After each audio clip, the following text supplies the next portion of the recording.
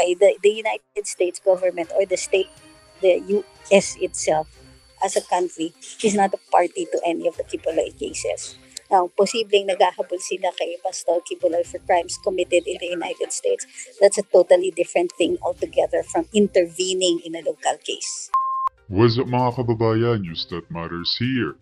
Dito sa video natin ngayon ay ating panonoorin sa Attorney Trixie Angeles mga kababayan. Nagkakaroon na di umano ng constitutional crisis sa nangyayari dito sa Kingdom of Jesus Christ mga kababayan. Na ang lugar ng Davao Region 11 yan mga kababayan. Ngunit bakit sa Court of Appeals ng Region 10 ang jurisdiction sa pangyayaring ito?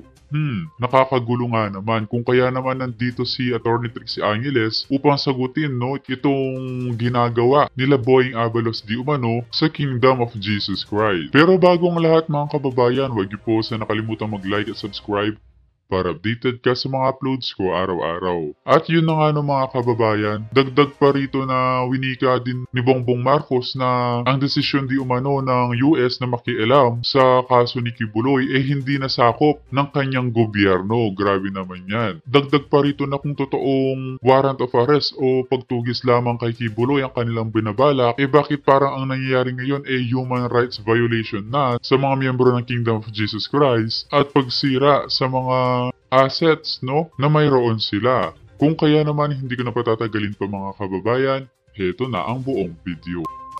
So sa Cagayan de Oro, yung nag-issue yung court ng, I understand may TRO sila. So parang pinawawalang visa nila ang temporary protection order. Kakaiba talaga itong kaso na to. Kasi ang writ of amparo at yung consequent temporary protection order niya, dapat hindi yan madali matalo. Okay, matatalo lang siya in instances of grave abuse of discretion. Ibig sabihin, ang Regional Trial Court na nag-issue ng temporary protection order acted with grave abuse of discretion amounting to excessive jurisdiction. Anong ibig sabihin nito?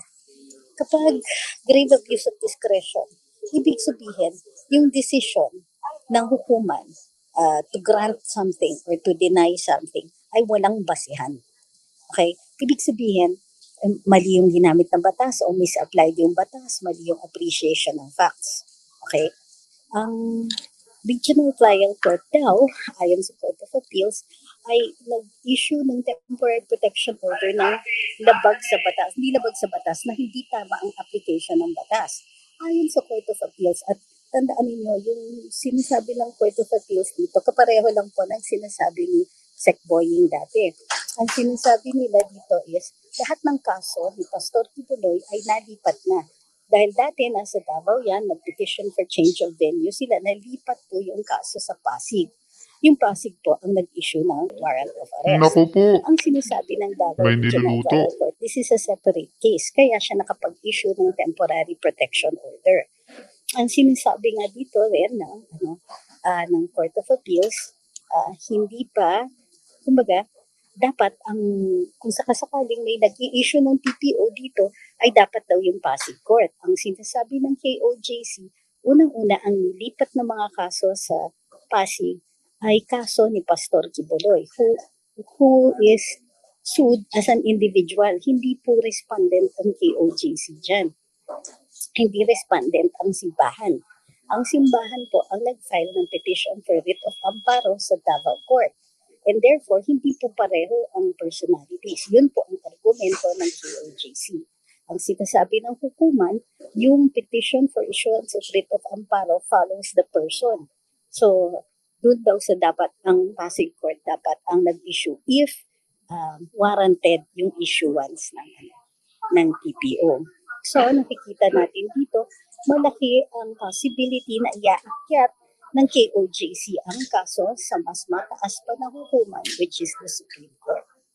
So, ayun, simple lang yung issues dito. Ang sinasabi nga ng Court of Appeals is that,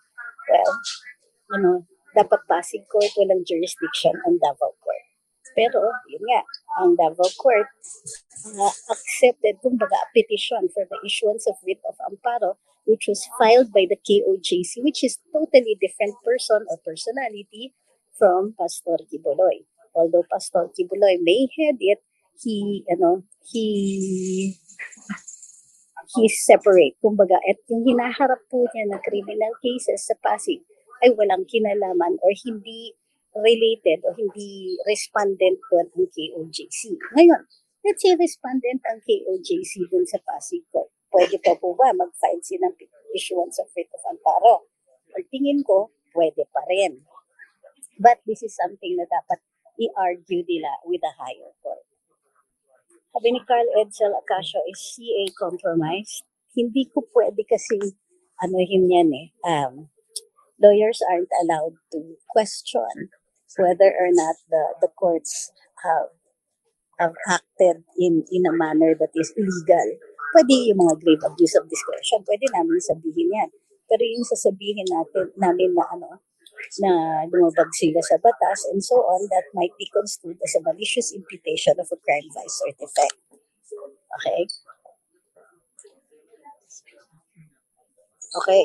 So, as usual, pagka may nakikita akong comment, siguro yung iba sa inyo kilala na ako.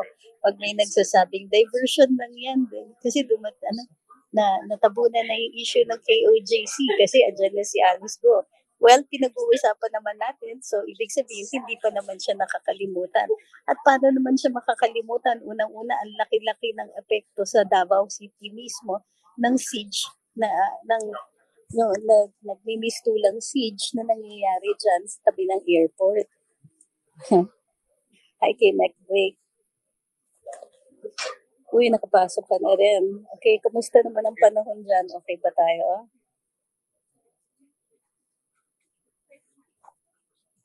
Sabi ni Jules, problema kakamiting lang the other day ni Remulia Abalos at CDO Justice Team at a CDO event. Meron bang pictures? I think yung mga ganyan, medyo delikado tayo kasi judiciary na inaano natin dyan. Ngayon, the reason sinasabi ko na kailangan nag-iingat tayo, lalong-lalo na pag hudikatura ang pinag-uusapan at ini-imputan natin na maling ginagawa o gumagawa ng kasalanan o krimen, kailangan nag-iingat tayo. Unang-una, hukuman yan. Pangalawa, the reason we need to be careful is this. Ang executive, it carries the sword. Executive sila, nasa kanila yung police, nasa kanila yung military. Ang legislature, nasa kanila yung purse. Kumbaga, nasa kanila yung pera. Ang lakas lang ng Korte Suprema at ang hudikatura ay sumusunod doon lamang, ay ang tiwala ng taong bayan. Kasi, di ba, the executive holds the sword, the legislative holds the purse, and the judiciary holds the scales of justice. So, technically, pagdating sa lakas, ang pinakamahinang branch ng gobyerno ay ang hudikatura. At nagre-rely lang talaga sila sa tiwala ng taong bayan na sila ay gagawa ng tamang mga desisyon. Yung mga iba dyan, naghahanap na sino mag-enforce, sino mag-ano. Tama po kayo in the sense that the court sometimes has to rely on the executive to enforce its decisions. So yun na, underscoring its weakness. However, the fact that the executive must obey in order to maintain the balance of power is something also that we ought to be able to rely on. Otherwise, anarchic na mismo ang gobyerno natin.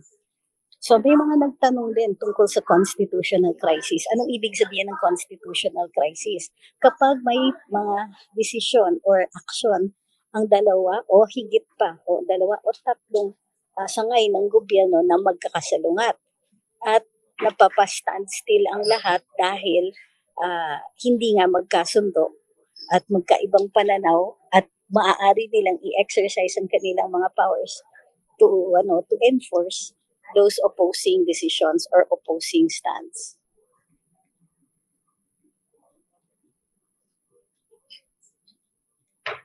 Sabi ni Robji, isn't it that the KOJC members and property should be excluded from the case unless they found evidence against them, so it's obvious human rights violation? Malayo po yata. Anong definition ng human rights violation? Ano ba definition ng human rights? Ito ay karapatan na hindi na kailangan gawa ng batas. Automatic na yon, alam na kailangan protektahan by virtue of the fact na buhay ka, mayroon kang mga karapatan na yon. So, hindi po human rights violation yan. Yung exclusion in the case, the right to counsel, ganyan. Hindi po yan mga human rights. Ang mga human rights ay yung right na hindi masaktan, right na hindi ka mapaslang, ah, right na may pagkakataon kang makakain. Ang tubig po, ang access sa tubig ay karapatan po at karapatan pantao. So, yung mga ganon. So, yung mga pangangailangan para mabuhay ka, yun po ang human rights. So, hinahinay din sa paggamit ng termino na human rights o human rights violation. So, pagdating sa property, no human rights yan. So, yan po ay right to property. So, ang exclusion ng property ay hindi dahil sa ah, may ebidensya o wala. Parang gano'n. Um, iba yung kaso. Yung kaso po ng paggagahasa ay hindi ginawa bilang ng juridical entity o ng corporation itself. Ginawa siya ng individual. Kaya hindi po kasama ang JOJs dyan. Ngayon, posibleng i-include sila in a civil case. Ibang usapan yun. Ngayon, what about yung fruits of the crime at saka instruments of the crime? Kaya nila pinag-iinteresan ng ibang mga kawani ng administrasyon. Kumbaga, ang mga property ni Pastor Kibuloy, ito ay dahil gusto nilang ipalabas na ito po ay bunga ng mga krimen o kaya instrumento na ginamit para maganap yung krimen. Medyo malayo po yun.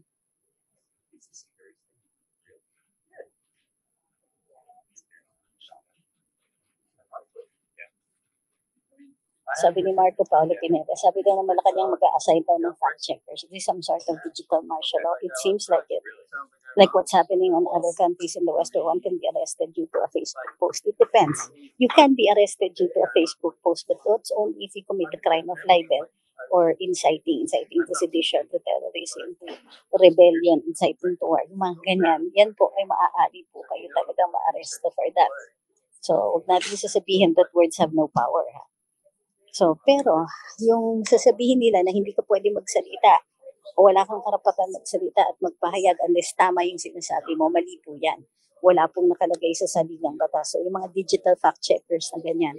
Well, pag hindi umalma yung mga dilaw at saka yung mga pink, ibig sabihin, co-opted, may target sila. Meron silang mga gustong magurgur online, kumbaga, as Madam Maharlika would say.